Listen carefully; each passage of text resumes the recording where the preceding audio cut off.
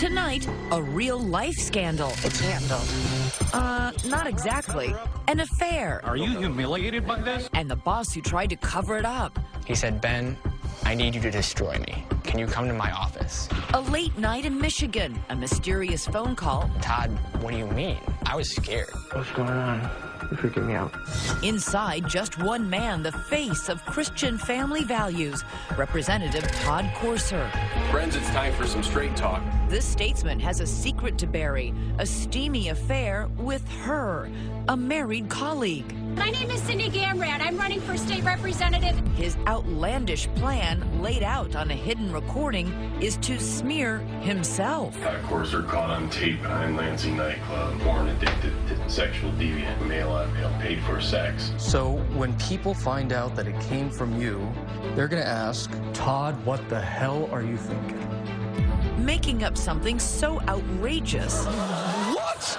No one would believe it when the truth about his love life leaked out. Are you a hypocrite? We're right there with them as they speak to 2020 about the outrageous national scandal. Sex, lies, cover-ups. Cheating on their spouses. A lead story. A bizarre attempt to hide their extramarital affair. And a laughingstock. That is the worst plan I've ever heard. And I'm including trickle-down economics, the pull-out method, and the plot of The Parent Trap. It's not about me. Tonight, blackmail.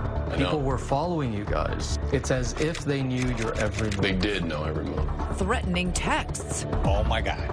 A secret affair. Wow.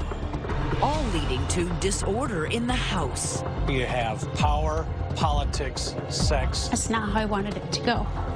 The circus needs to go. A capital offense. Good evening, I'm David Muir. And I'm Elizabeth Vargas, and if you're stuck in a snowstorm tonight, settle in for tonight's mystery with plot twists you will not believe. The number one being, why would a politician fabricate an outrageous scandal to discredit himself? A scandal to cover up his real-life secret. It all began a full year ago this month, but tonight the puzzle pieces finally coming together right here. Those recordings, the threats, and now the two at the center of the affair speaking out to 2020 about why there was such an attempt to cover it up. Here's ABC's 𝐃𝐨𝐜𝐿 with a capital offense. Lansing, Michigan, its modest skyline nestled around the noble dome of the Capitol, is normally the humdrum hub of state government. Typical Midwest town with typical Midwest politics. You solemnly swear to uphold... But that all changed last January when two ambitious newcomers come to town. Freshman Representatives Cindy Gamrat. I ran for office because I believe in freedom. And Todd Courser. We were going there on a mission.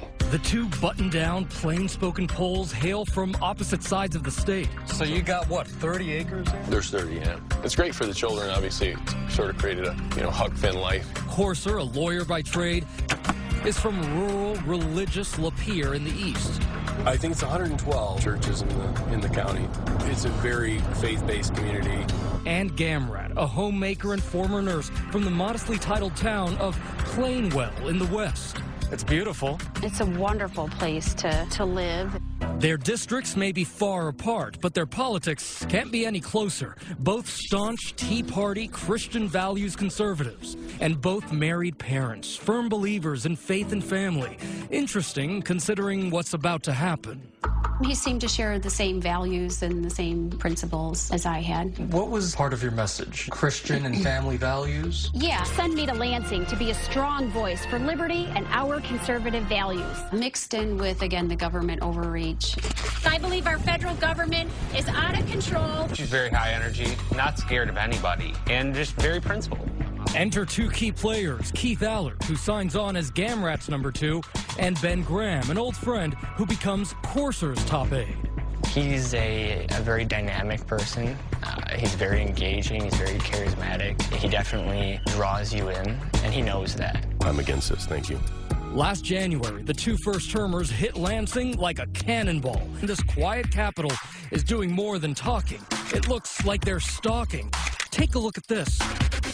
An uncredited photo of Courser giving Gamrat a foot rub in broad daylight while parked at a Lansing strip mall. The photo is posted online after a nameless paparazzo delivers it to controversial political blogger Brendan Hall. It was just like, wow. You know, I mean, what is my representative doing right now in Lansing? You know, they probably think they're in their office or, you know, voting.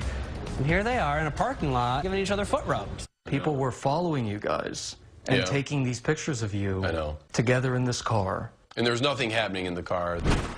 Okay, maybe not in the car, but there is quite a bit happening elsewhere, specifically that Radisson. It turns out that Courser and Gamrat really are more than political bedfellows. It's your typical secret double life. They're putting themselves out there as these right-wing Christians, but they're fornicating behind the scenes. Given your positions on family values, didn't you see it as a real risk that this affair was going to be going on? In the beginning, it doesn't happen that way. As you walk forward, and then all of a sudden, before you know it, you're in a relationship with somebody. Despite the happy photos, Courser does acknowledge that his marriage to Fawn was as cold and dead as an Upper Peninsula winter. It was a burden, a tremendous burden. Was there any moment where you just thought to yourself, Todd, what the hell are you thinking? Well, I mean, there was a bitterness and a hardness of heart. And at that point, you don't even recognize yourself. Are you a hypocrite? You know, it's tough because I think there is a component of that. Well, everybody'd hear that I'm a believer in Christ. They wouldn't hear the part that I'm failed and flawed, you know, like everybody else, but it was true. And what's Representative Gamrat's position on this issue? Can you tell us what was going through your mind at the time? No, I'm just not gonna get into that. Did you violate traditional family values? Sure. Yeah, I did. I violated the covenant between a husband and a wife. The affair continues throughout the spring. So do the rumors, and so do the denials. One of our staff said to them, you need to consider the optics of the situation. And they laughed it off. They just said it was a joke to them. But it's no laughing matter when the whiff of blackmail starts swirling around the couple. Out of the blue, both Gamrat and Courser start receiving a series of text messages threatening to expose their affair from an anonymous, disposable burner phone. Just look at some that Courser saved. Cindy sounds like she's great in the sheets. Silence in this case can be very detrimental. It could be disastrous, really.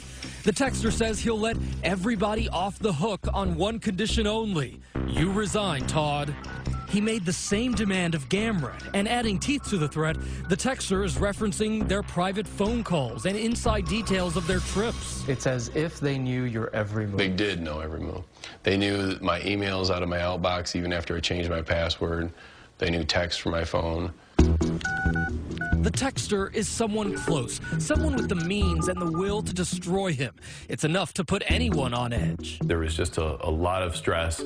Obviously, this was driving you to a breaking point. I would say that you couldn't have been at a lower spot. Todd is usually very chipper and sarcastic and fun, but there would be times where he would take things out on us with a great deal of anger. It was tough. It was very tough. And it's about to get a lot tougher as Representative Courser concocts a truly twisted plan to make his problems go away. He said, Ben, I need you to destroy me. And I paused for a second, and I said, Todd, what do you mean? Stay with us. 2020 continues with a capital offense. It is May in Michigan, and embattled State Representative Todd Courser is alone in his law office in the small town of Lapeer, terrified that a mystery texter is on the verge of exposing his affair with colleague Cindy Gamrat. Now he makes the fateful decision to pick up the phone and call his right-hand man, Ben Graham. In the most serious tone I've ever heard from him, he said, I need you to destroy me. Can you come to my office? Destroy me? Fearing not only for his job, but for his safety, Graham immediately notifies his counterpart on Cindy Gamrat's staff, 𝐃𝐨𝐿. This is a guy who has been showing increasingly unstable signs in terms of his anger issues. There's a 20% chance he might act out violently toward himself or others, and he kept a loaded gun in that office. So I advised Ben, record the conversation. What's going on? You're freaking me out. So with his all-hearing phone recording everything, Graham sits down across from Courser's desk and gets the shock of a lifetime. It turns out Courser wants Graham to send an anonymous email to fellow Republicans, and it ain't about tax reform. It's already written. I didn't print it. I don't know what God will do, buddy. Todd Courser caught on tape behind Lansing nightclub. Truth, Courser secretly removed from caucus several weeks ago due to a male-on-male paid-for sex. He is a bisexual, porn-addicted sexual deviant. Your ears aren't deceiving you.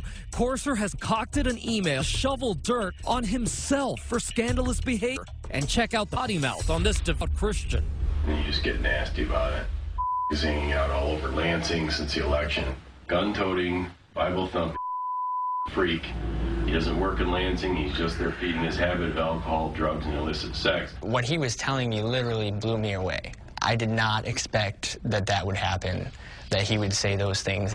And it just gets crazier because Courser insists that none of these scandalous claims are true. In fact, they're absurd. But that's the whole point. I'm not a homosexual. I don't do alcohol. I don't do drugs. Right? That's what I mean. That's why it's not believable. Right, but they don't know that.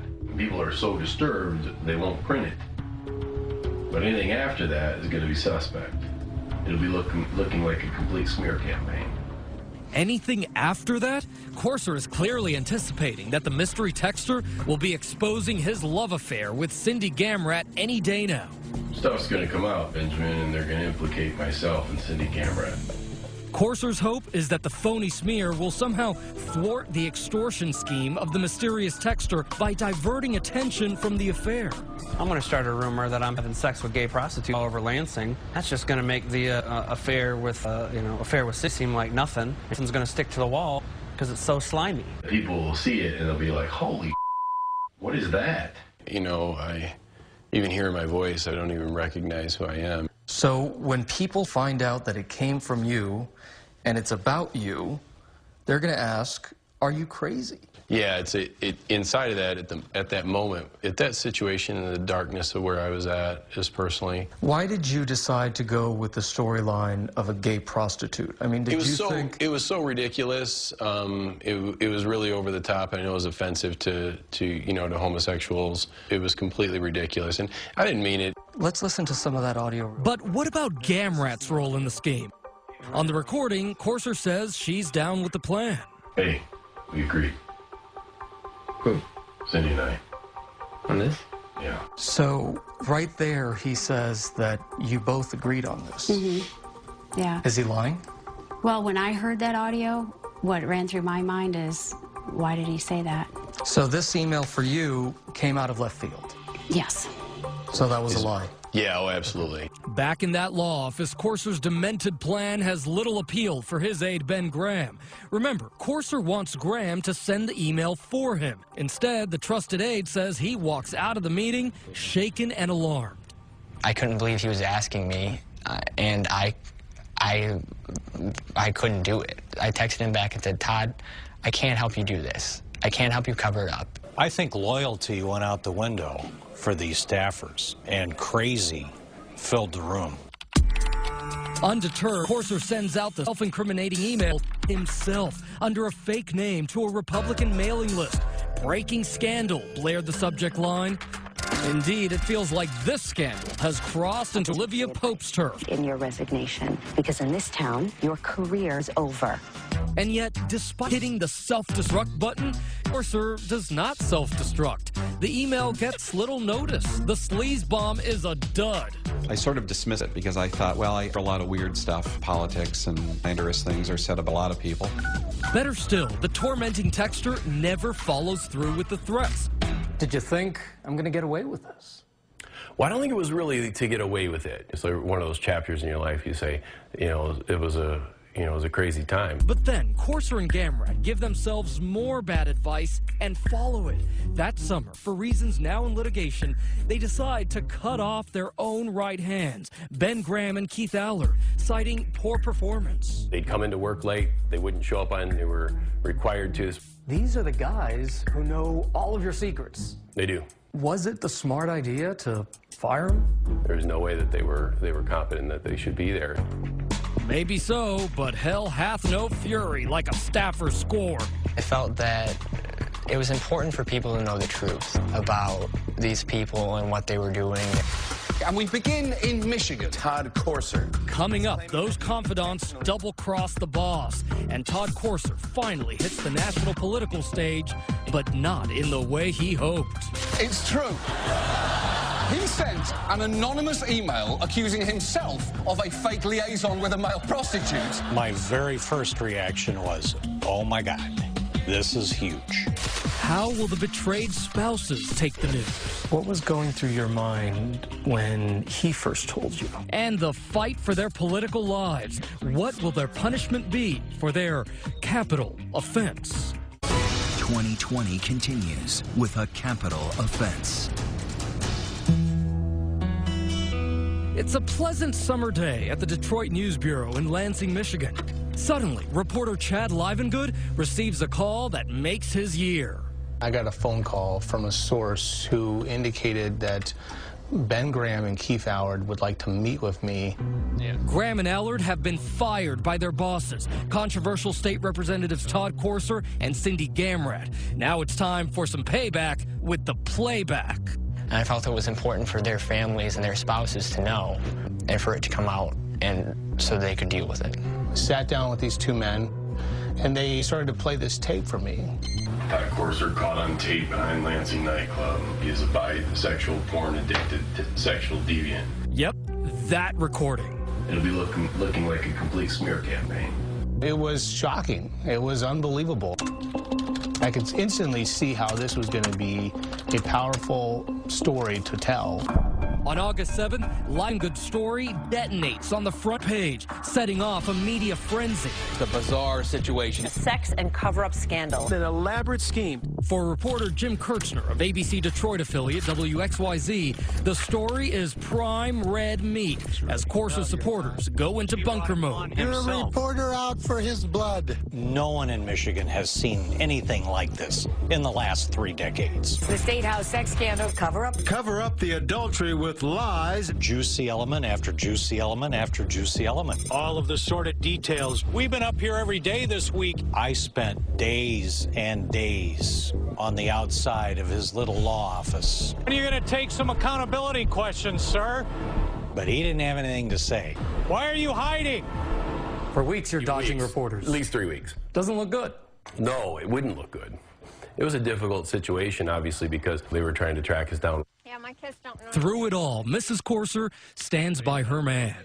What was going through your mind when he first told you what was going on? I was pretty calm when he first told me. Now, it was subsequent days after that, I didn't handle it so well, but, you know, we're working it out.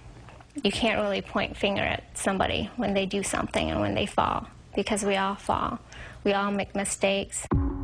Meanwhile, 150 miles away in Plainwell, there's nothing plain or well at the Gamrat residence. So, 𝐶𝐭, what was that next morning like when the news broke? We had scheduled for that day to go to the zoo, and of course the media came. They were outside. We said, okay, let's like make a beeline for the truck. Eventually, the scandal, Todd Courser, goes national. He intentionally leaked a fake news story about himself hiring a male prostitute. What? And it's irresistible to TV comments. I wasn't having an affair. I was actually hiring a male prostitute. That is the worst plan I've ever heard. And I'm including trickle-down economics, the pull-out method, and the plot of The Parent Trap. Todd Courser always wanted to hit the big time, but not like that. Here you are on national TV, those comedy talk shows, you're the butt of jokes. Yeah.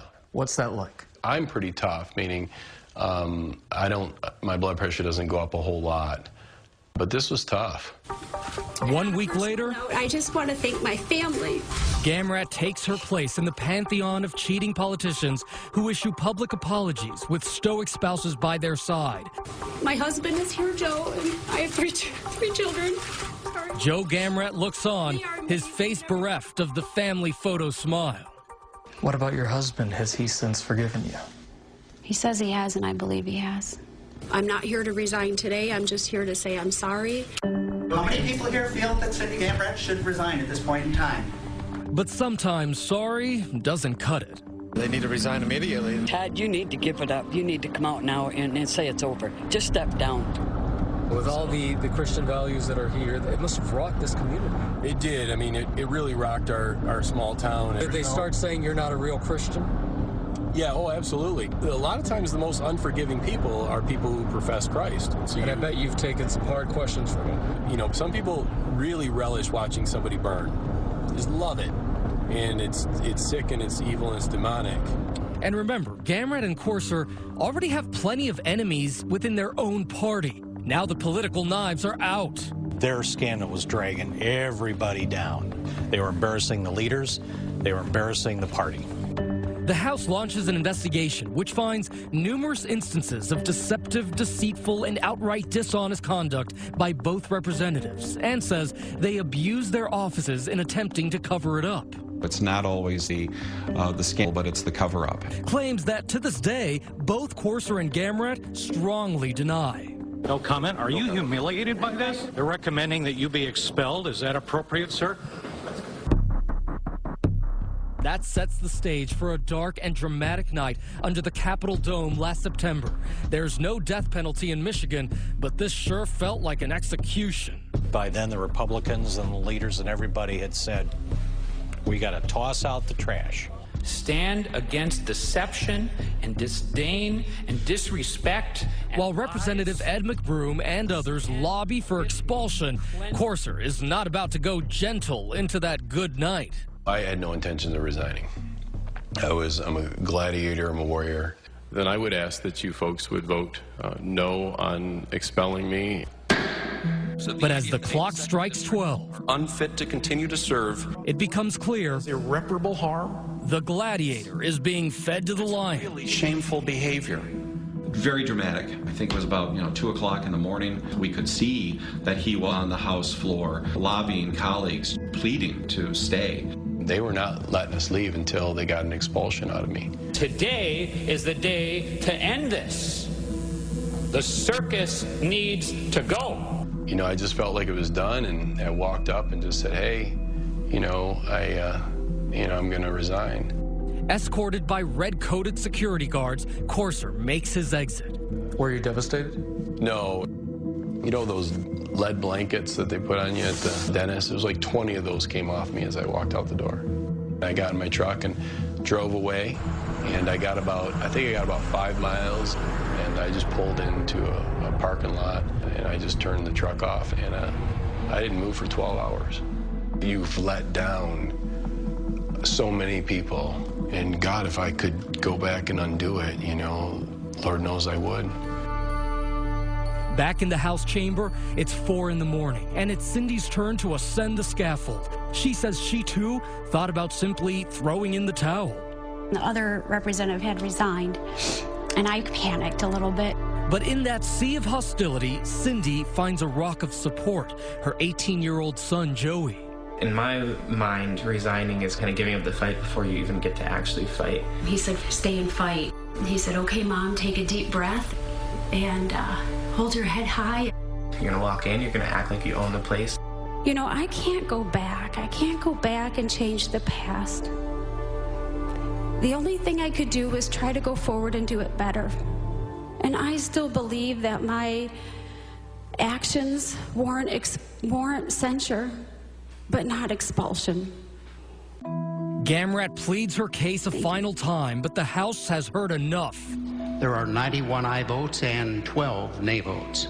They vote 91-12 to expel her. She's escorted out with her head held high, making Michigan history as the first woman to be expelled from that chamber. I mean, this is everything you had worked for. I know. And here it is in one night, gone. This isn't how I pictured it. Even regardless of all this pressure. Sorry.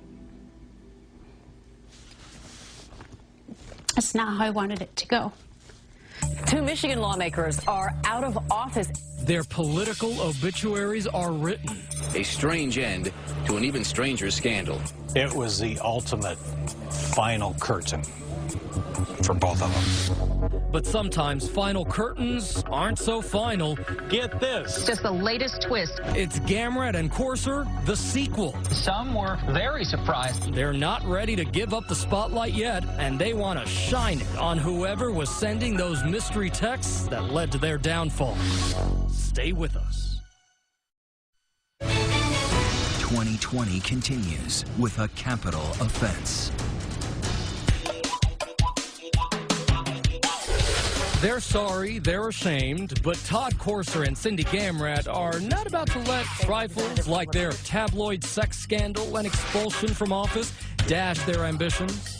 Former Representative Todd Courser announcing he will run for re-election after giving up his seat just a week ago. Cindy Gamrat is formally announcing that she will run for her old seat. Yep, brazen as it may seem, Todd and Cindy have ended their affair, but now they want to continue their political careers. They were almost in denial. They didn't look at themselves the way everybody else in Michigan was looking at them. Why are you running again? One of the things that concerned me the most was that my voters didn't have a voice in the matter at all. Plenty of other candidates are vying for the seats too, but Gamrat and Courser have something the competition lacks. I have the highest name ID, I think, of anybody that's ever run for State House. I think what has happened is sort of elevated me to mythical status. But a lot of people will say, come on, name recognition, that's the reason you wouldn't be voted for. If you have time that passes, certainly have the best name recognition of anybody. But is it for the right reason? Well, it's negative now. But I said that people should have their opportunity to make their choice. But back in Lansing, their former colleagues aren't exactly eager to welcome them back. It was a continuation of the bizarre behavior.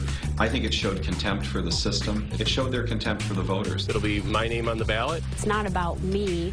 It's about the people. Courser and Gamrat say they are still the most conservative candidates running. Really now the voters will have an opportunity to be able to make their own decisions. This is no normal election. And now they just want to make laws, not love. Election day in West Michigan with several big seats. November 3rd, Election Day, Judgment Day, and 2020 is there. Lord, your ways are the right ways. A prayer is very much in order. No matter the outcome in all of this and what we do, it's in your hands. What's going through your mind today? Obviously, it's it's a huge day, and you got all the emotions of all this happening. Courser spends the day chatting up reporters and voters, while Gamrat makes some last-minute calls to constituents. Hi, this is Cindy Gamrat. I was just calling to encourage you and remind you to get out and vote today. They're at the polls. They're almost done. Hello. Courser stays loose, toying with his dog, Coco. Well, let's go. You want the pizza or the ball? She hasn't decided that yet. But as the results trickle in... Well, despite being two of the most talked about state legislators in recent memory, Todd Courser and Cindy Gamrat will not be going back to Lansing. It's clear that the electorate's love affair with the two Tea Partiers is kaput. Cindy gets just 9% of the vote. And what was going through your mind as you're getting the results, sir? I was disappointed. It's been a hard road, and we worked really hard. We've given it our best. I'm exhausted. As for Courser, he gets a backwoods whooping, garnering less than 4%. Gary Howell actually won. There's mine, $299, and he ended up with 2,263. The bad news, he lost an election. The good news, his wife Fawn is still there, faithfully, with open arms. It's okay. It's politics.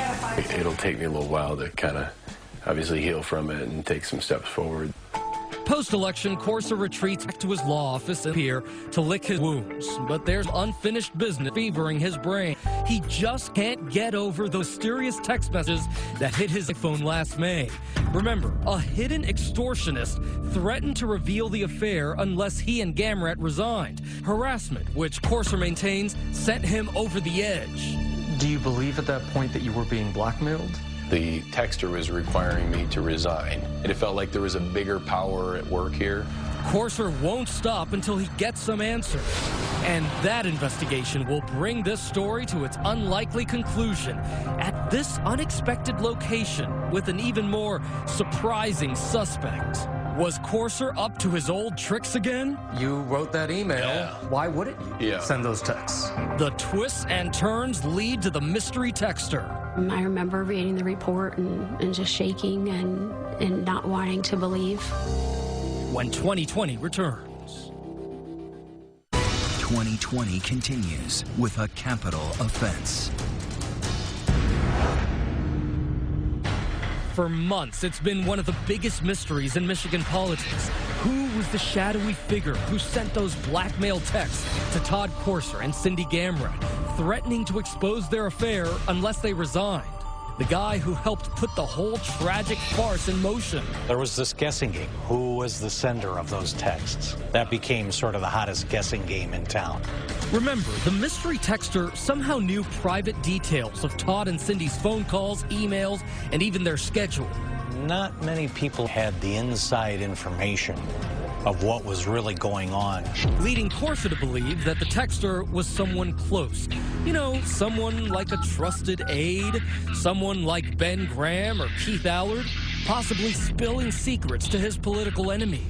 I would say that somehow the texters are connected to the staff in some way to be able to get the information they had. I can 100% assure you right now that it was not us. For him to say that we were involved in blackmailing him is laughable, because the texter asked him to resign. If he resigns, I lose my job. The texter had warned Courser that his phone was a burner, a disposable phone, so don't bother trying to trace it. Then a breakthrough when a private investigator hired by Cindy's attorney is able to trace the name on the phone's account. Get ready for this. It was a certain 𝐃𝐨𝐜𝐿𝐮𝐦𝐞𝐧𝐭, the name of the Detroit news reporter who broke the story, Chad 𝐿ivengood. My initial reaction was, that's not surprising that somehow they're going to try to pin this on me, but that's not going to work because I had nothing to do with it. And check out that spelling. Most print reporters know how to write their own name. Mine's with an E-N, and this said I-N-G-O-O-D. Then another startling twist. The blog MLive.com hires its own PI to look into the burner phone. And this time, a different name is uncovered. None other than Todd Courser. Courser had a crazy scheme in mind. A lot of people were wondering, are these texts real, or are these texts part of Courser playing the victim again? You wrote that email. Why wouldn't you send those texts? Obviously, my credibility is already shot. Courser is so determined to clear his name and catch the real culprits, he walks into the state police headquarters in Lansing, demanding the cops launch a criminal investigation. Well, I was hoping that they would take it seriously and look through it. I mean, they didn't. The officer there, said, we know you did it. You just need to confess, and you shouldn't make false police reports. Eventually, the police do launch an investigation and are able to track GPS locations from the burner phone to the town of Port Huron, Michigan, specifically to here, the Domtar paper plant. Investigators make a shocking discovery. There's a traveling chemical salesman working at that plant, a person very close to Gamrat's family. Believe it or not, her own husband, Joe. I was devastated to see the police report. I remember reading the report and just shaking and not wanting to believe what I was reading. According to the report, an accomplice at the plant bought the phone with money provided by Joe Gamrat, and Gamrat would tell him what to text. Apparently, they were also assigning those misleading names to the account to throw off the scent. Gamrat has denied the allegations, and although he was named as a suspect, the prosecutor declined to press charges. Did you feel vindicated? Oh, sure. You felt like, see, I told you so, I wasn't the texter. Right, yeah, I mean, obviously, I was telling the truth. The records also show that Gamrat exchanged dozens of texts and calls with Graham and Allard. The aides say that was nothing unusual. Joe Gamrat would call at all times inquiring about Cindy's whereabouts. What was unusual was what Gamrat did with that information. For instance, last February, Joe Gamrat followed his wife to the now infamous Radisson Hotel in downtown Lansing and called Allard to tell him what he discovered. And in that phone call, he says Cindy's husband, Joe, actually saw Cindy leaving one of these hotel rooms, Todd Courser's hotel room, early in the morning. He went back to his car. He called her. She picked up and said, well, why are you calling me? I've been sleeping for hours. And he said, oh, really? She said, yeah, I've been asleep. Like, why are you waking me up? This was just the tip of the iceberg. The police report revealed that even as Joe Gamrat was standing beside his wife in public, in private, he'd become obsessed with tracking her, spying on Cindy for months, and planting surveillance devices in her bag and car. Remember those photos of Courser giving Cindy a foot rub in a Lansing parking lot? Well, police found foot rub shots of the two on Joe Gamrat's iPhone. The level of the spying he was doing on his own wife was intense and amazing. I did not like that. When that is happening to you, it's really traumatizing, and there's a fear component, and a feeling of not feeling safe or secure. And what does Joe Gamrat have to say about all of this? So we've tried reaching Joe Gamrat. We've texted him, we've called him, no response yet. So now we're going to go to his house, see him in person, to see if he has anything to say about this. Gamrat did come out to speak with us, but he wouldn't go on camera. He said he just wanted to put this whole thing behind him. Joe Gamrat is still the mystery man. If there's a cliffhanger in this story, it's Joe Gamrat. When we return, their political careers are over, and now maybe their marriages are too. It's hard. It's cold out. Why is Cindy Gamrat sleeping in a parking lot when 2020 returns? 2020 continues with a capital offense. It is a bracing January evening, just last Friday, as Cindy Gamrat drives her SUV to a Plainwell, Michigan parking lot. It's hard because it's cold out. This, she says, is where she spends her nights when her husband Joe comes home from his business trips on short notice. I'll tell you, when it's really cold, you wake up and then you start the car and, let it warm up, and I have a sleeping bag and blankets and that, so it stays warmer. Today, Cindy is preparing for a divorce. Even though she cheated, she says it's Joe who went too far with his alleged stalking and extortion. She says she no longer feels safe to be in the house with him, despite the kids they're raising. As for her future, well, she's starting an advocacy website to help others who have been put under surveillance by their spouses. I just hope something good can come out of all this, because it's all been bad, and it's all been so bad. But while the Gamrat's marriage is over, Courser's is actually moving forward. He says the scandal made him and Fawn take a hard look at why their marriage was so troubled. They have now entered counseling in order to form a more perfect union. We want to heal our marriage, and we want to stick together, and that's what I want to ask you about. You forgive him. I forgive him. Saying you want to forgive someone is so much easier than actually doing it. And it's a work in progress. It may be true that a house divided against itself cannot stand. And while Courser may never again set foot in the State House, for now this house will have to be good enough. If I, take my sweater off, I still have a cannonball hole through me, So, it was a chapter in my life. And so I think you just keep taking steps forward in life and looking forward to what God has, in the future. And each day is a new adventure. So Todd Courser and his wife Fawn trying to make it work, but the question tonight, would you do the same after a public scandal like that? Right. Let us know on Facebook and Twitter. Use the hashtag ABC2020. I'm Elizabeth Vargas. And I'm David Muir. From all of us here at 2020 and ABC News, stay warm if you're in the middle of the storm this weekend, and elsewhere, have a great weekend. We'll see you next Friday night. Good night. ABC News, America's #1 news source.